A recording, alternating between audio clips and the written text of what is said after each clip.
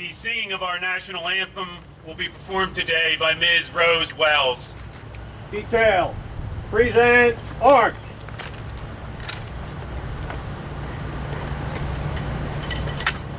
Oh, say can you see by the dawn's early light what so proudly we hailed at the twilight's last gleaming. Good morning. I've been involved as a first responder for almost 40 years. Whether it's been through my experience as a police officer, firefighter, or an EMT, I'm often faced with a soul-searching question: does God care? And through the years, I've seen a lot, as you have. A lot of happiness, a lot of tragedy, and a lot of heartache. But lately, it seemed like the heat has been turned up a notch, and today we look back in remembrance and purpose to move forward into tomorrow. There is no doubt that in Delaware County, we have the best, we have the finest law enforcement officers, the finest firefighters and EMS workers. And today we're here to honor them.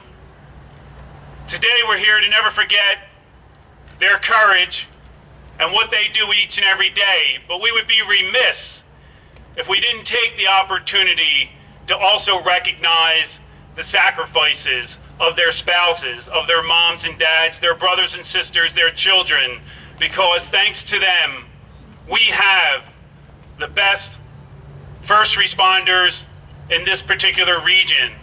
And each and every day, we take them for granted. I have the honor to introduce the chairman of Delaware County Council, and it's Delaware County Council, make no doubt, that gives the Office of the District Attorney's Office the resources that we need to fight crime, to start anti-crime initiatives, and to address the issues that occur across Delaware County.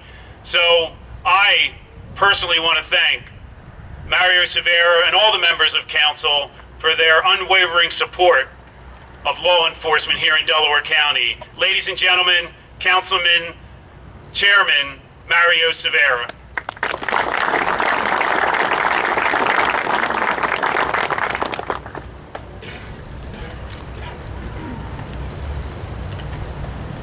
Thank you very much, Jack. On behalf of my colleagues from Delaware County Council, our Executive Director, Marion Grace, it is such a distinguished honor to be here and to say a few words on behalf of September the 11th.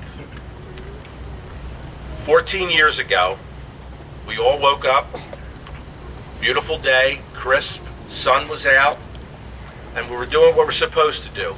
Go to work, take care of our families, make sure everything was correct. And little did we know that at the end of that day, we were going to be somewhat very saddened as a family and as a nation.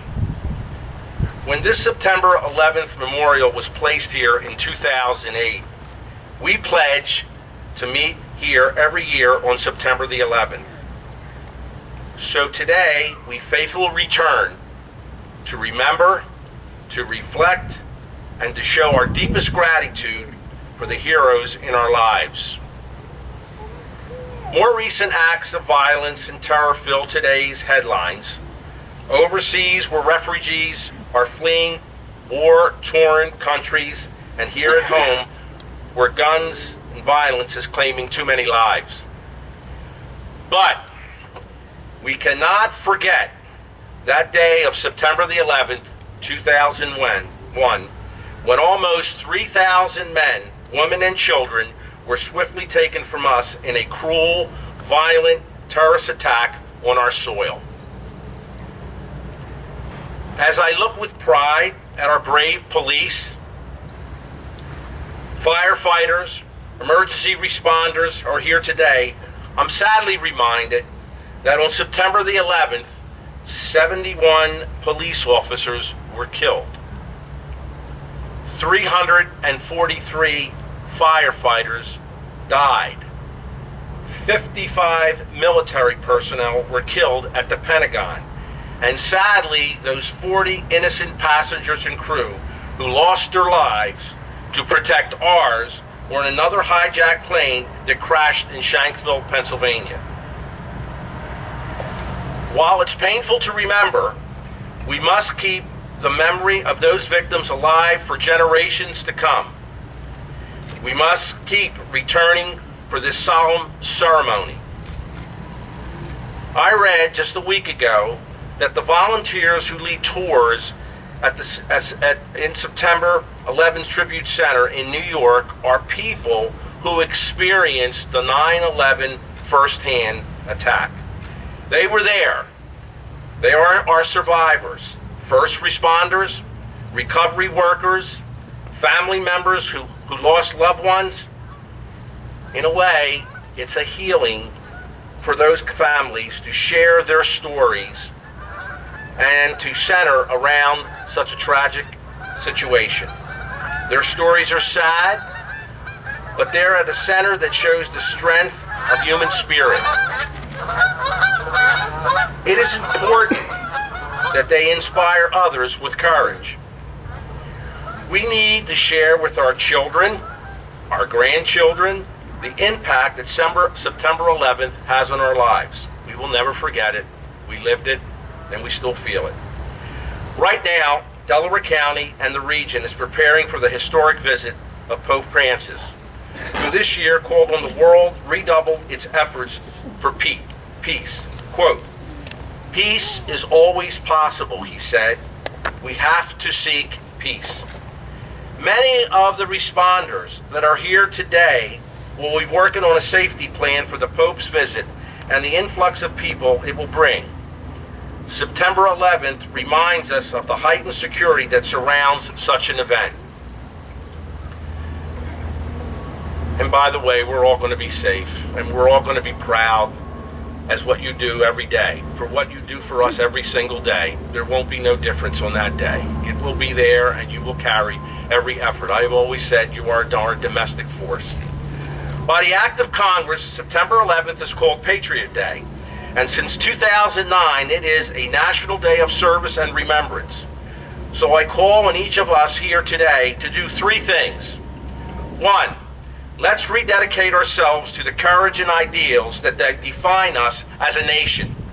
Two, let's honor and thank our heroes, the brave men and women in the armed services who fight for our freedom overseas, and brave police and firefighters and responders who protect us here at home.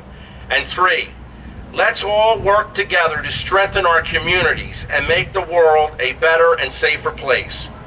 Today, I share Council's extreme pride in our police, emergency responders, and citizens who sacrifice themselves for our country, our county, and our families. On behalf of our County Council, I thank all of you here for your dedication, self-sacrifice. God bless you and keep you safe. Thank you very much. Well, thank you very much, District Attorney Whalen. Thank you for that kind introduction. More importantly, thank you for your leadership.